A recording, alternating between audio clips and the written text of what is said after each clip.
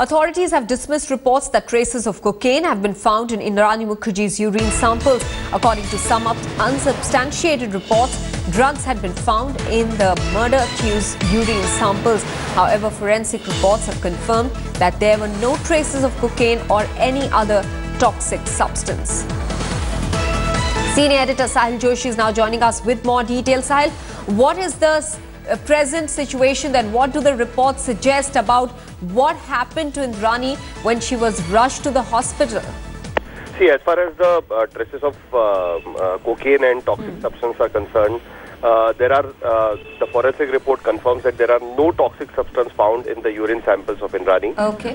When she was taken to the hospital, that time initially the urine samples were sent to Hinduja Hospital and the forensic lab, which is authentic lab.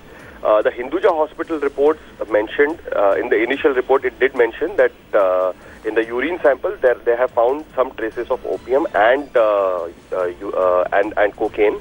But that particular report of Hinduja Hospital also mentions that this is unconfirmed test and further test needs to be done to confirm these particular findings. So after that, when the forensic department conducted proper tests, they found that there were no toxic substance in Indrani's urine samples. So it is not because of any overdose of drugs or any other sort of drugs consumed by her. What they think is that basically it may be because of the exertion or stress.